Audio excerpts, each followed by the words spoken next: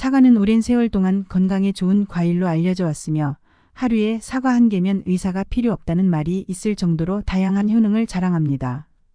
이 작은 과일 하나가 가져다주는 건강상의 이점들은 단순히 영양소를 넘어선 건강 증진의 큰 비결로 주목받고 있습니다.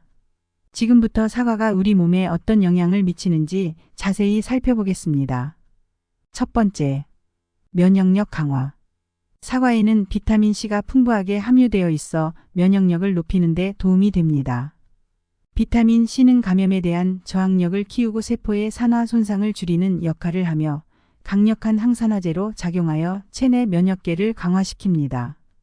따라서 사과를 꾸준히 섭취하면 감기나 독감과 같은 일상적인 감염에 대한 저항력을 높일 수 있습니다. 두 번째, 소화기능 개선. 사과는 식이섬유가 풍부한 과일로 특히 껍질에는 펙틴이라는 수용성 섬유질이 많이 포함되어 있습니다. 펙틴은 장 건강에 중요한 역할을 하며 장내 유익균을 증식시켜 장환경을 개선하는 데 도움이 됩니다.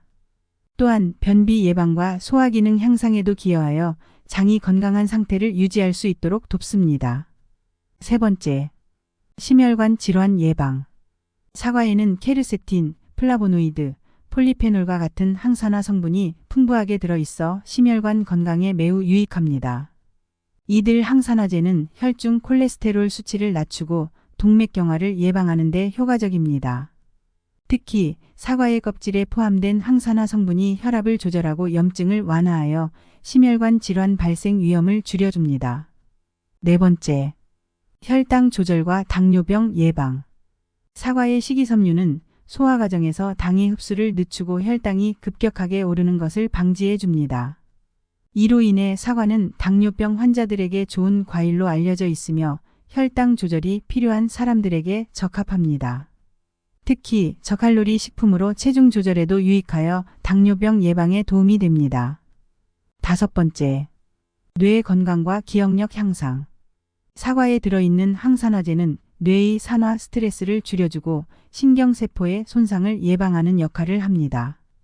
케르세틴은 뇌에 작용하여 노화로 인해 발생하는 기억력 감퇴와 치매의 진행을 늦추는 데 기여할 수 있습니다. 특히 사과의 껍질에 이러한 유익한 성분이 많이 포함되어 있어 껍질째 먹는 것이 좋습니다. 여섯 번째, 체중 관리. 사과는 칼로리가 낮고 포만감이 높아 체중 관리에 적합한 과일입니다. 식이섬유가 풍부하여 포만감을 오래 유지시켜주고 과식하는 것을 방지하는 데 도움을 줍니다. 또한 사과는 지방이 거의 없고 당 함유량이 적당하여 다이어트 시에도 부담 없이 즐길 수 있습니다. 사과는 크기는 작지만 우리 몸에 큰 건강 효과를 주는 놀라운 과일입니다. 하지만 그 일부는 섭취하면 오히려 해로울 수 있습니다. 특히 사과의 씨앗에는 독성이 있어 주의가 필요합니다. 사과 씨앗에는 아미그달린이라는 청산 배당체 성분이 들어 있습니다. 이 아미그달린이 체내에 들어가면 효소에 의해 분해되어 청산가스를 생성합니다. 청산가스는 체내에서 산소 공급을 막아 세포에 해를 끼칠 수 있는 독성 물질로 다량 섭취하면 심각한 문제를 일으킬 수 있습니다. 사과 씨앗을 우연히 몇 개 먹는 것은 큰 문제가 되지 않지만 과도한 양을 섭취할 경우 복통, 어지럼증, 두통, 메스꺼움 등의 증상이 나타날 수 있습니다. 극단적인 경우 청산가스로 인해 호흡 곤란이나 의식 저하를 겪을 수도 있으므로 주의해야 합니다. 특히 어린이나 소화기관이 예민한 사람들에게는 더욱 위험할 수 있습니다. 청산 배당체가 체내에 들어오면 특정 효소가 이를 청산가스로 분해해 독성을 유발합니다. 다행히 씨앗 껍질은 단단해서 잘 씹히지 않는 한 체내로 독성 물질이 바로 방출되지는 않지만 씨앗을 씹거나 갈아 마실 때는 독성이 체내로 흡수될 가능성이 높아집니다.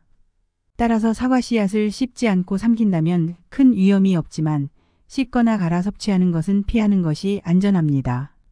사과는 껍질부터 과육까지 우리에게 유익한 영양소가 가득하지만 씨앗만큼은 먹지 않는 것이 좋습니다.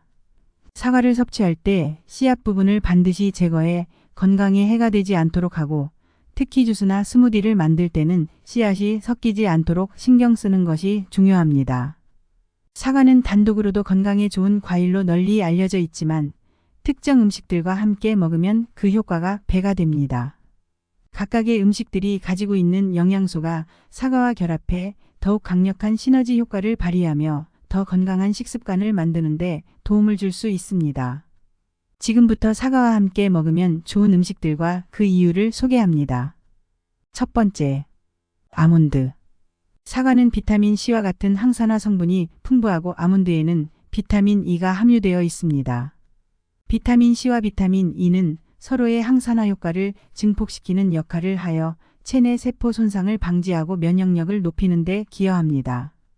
아몬드의 건강한 지방은 사과의 수용성 비타민 흡수를 돕기 때문에 사과와 아몬드를 함께 섭취하면 피부와 심혈관 건강에 더 큰 도움을 받을 수 있습니다. 두 번째, 그릭 요거트. 사과는 장 건강에 좋은 식이섬유가 풍부하고 그릭 요거트는 프로바이오틱스를 함유하고 있어 장내 유익균을 늘리는 데 효과적입니다. 사과의 펙틴과 요거트의 프로바이오틱스가 만나면 장 환경이 개선되어 소화가 더 잘 되고 변비 예방에도 좋습니다. 아침 식사로 사과를 잘게 썰어 그릭 요거트와 함께 먹으면 소화가 원활해지고 면역력이 높아집니다. 세 번째, 녹차. 사과와 녹차는 모두 강력한 항산화 작용을 하는 폴리페놀을 함유하고 있습니다. 사과의 폴리페놀과 녹차의 카테킨이 결합하면 체내 지방을 연소시키고 대사 속도를 높이는 데 도움이 됩니다. 또한 두 음식 모두 항산화 효과가 뛰어나 노화 방지와 피부 개선에도 큰 이점을 제공합니다. 사과를 녹차와 함께 간식으로 즐기면 건강하고 산뜻한 오후를 보낼 수 있습니다. 네 번째, 시나몬. 사과에 계피를 살짝 뿌려 먹는 것은 훌륭한 건강 습관입니다. 계피는 혈당을 안정적으로 유지하는 데 도움을 주며 사과의 천연당과 결합하여 당이 체내에 급격히 흡수되지 않도록 조절해 줍니다. 또한 사과와 계피 조합은 포만감을 오래 유지시켜 과식을 예방하는 데 도움이 되며 특히 체중 관리를 목표로 하는 사람들에게 좋습니다. 다섯 번째, 귀리. 사과와 귀리는 모두 식이섬유가 풍부하여 장 기능 개선과 포만감 유지를 돕습니다. 귀리에 포함된 베타글루칸은 혈당과 콜레스테롤을 조절하는 데 효과적이며 사과의 펙틴과 결합해 장 건강을 더욱 강화할 수 있습니다. 아침에 귀리와 사과를 함께 먹으면 활력을 주면서도 장에 부담을 주지 않는 건강한 에너지원을 제공할 수 있습니다. 여섯 번째, 호두. 사과와 호두는 두뇌 건강을 지원하는 완벽한 콤비입니다. 호두는 오메가3 지방산이 풍부해 뇌 기능을 촉진하고 염증을 줄이는 데 도움이 됩니다. 사과의 항산화 성분은 호두와 함께 섭취할 때 혈압을 조절하는 데 도움이 되어 심장 건강에 긍정적인 영향을 줍니다. 또한 호두는 비타민 E와 같은 항산화제도 풍부하여 사과와의 시너지 효과로 뇌 건강을 더욱 강화할 수 있습니다. 사과는 풍부한 영양소와 항산화 성분으로 건강에 좋은 과일로 알려져 있지만 특정 음식과 함께 먹으면 오히려 소화 불편을 초래하거나 영양소의 흡수를 방해할 수 있습니다. 잘못된 조합으로 인해 사과의 효능을 온전히 누리지 못하는 것은 물론 소화기관에 부담을 줄 수도 있습니다. 사과와 절대 함께 먹지 말아야 할 음식들을 살펴보겠습니다. 첫 번째, 우유. 사과와 우유를 함께 섭취하면 소화가 더디고 속쓰림을 유발할 수 있습니다. 사과의 산성 성분이 우유의 단백질과 만나면서 위장에 부담을 줄 수 있으며 이는 소화가 어려운 사람들에게 불편을 초래할 수 있습니다. 우유를 마실 때는 사과와 최소 1시간 간격을 두고 섭취하는 것이 좋습니다. 두 번째, 당근. 사과와 당근은 함께 먹을 경우 비타민 C와 카로티노이드 흡수를 방해할 수 있습니다. 사과의 비타민 C는 당근에 포함된 카로티노이드와 결합하여 영양소 흡수율이 낮아질 수 있습니다. 사과와 당근은 따로 섭취할 때 각각의 효능을 온전히 흡수할 수 있습니다. 세 번째, 해산물. 사과와 해산물을 함께 먹으면 사과에 함유된 타닌 성분이 해산물에 있는 미네랄과 결합해 체내 흡수율을 낮출 뿐 아니라 신장에 무리를 줄 수 있습니다. 타닌은 철분과 같은 중요한 미네랄 흡수를 방해하며 이는 신장의 독성이 축적되는 결과를 초래할 수 있습니다. 특히 타닌이 과도하게 신장을 거쳐 배출될 때 신장 기능을 손상시킬 수 있으므로 해산물 섭취 시에는 사과를 피하는 것이 안전합니다. 네 번째, 오이. 사과와 오이는 함께 먹을 경우 비타민 C의 손실이 발생할 수 있습니다. 오이에는 아스코르비네이스라는 효소가 있어 사과의 비타민 C를 분해할 수 있습니다.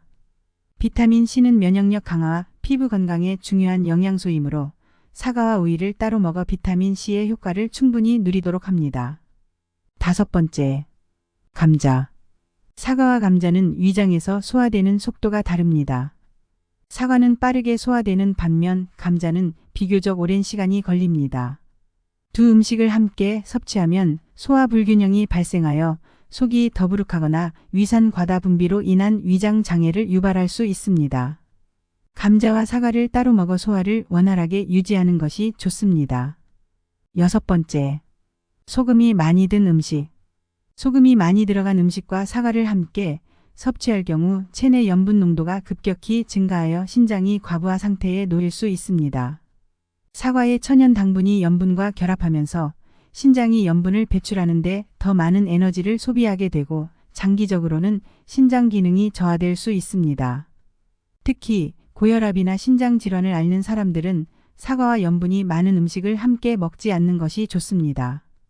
사과의 이점을 온전히 누리기 위해서는 함께 먹는 음식 선택에 주의가 필요합니다.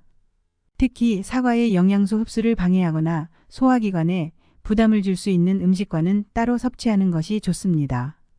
사과는 단독으로도 다양한 건강 효과가 있으므로 다른 음식과 혼합하여 섭취할 때에는 조합의 특성을 이해하고 균형 잡힌 식사로 활용하는 것이 중요합니다. 더 유익한 정보로 찾아뵙겠습니다. 도움이 되셨다면 구독, 좋아요 부탁드립니다.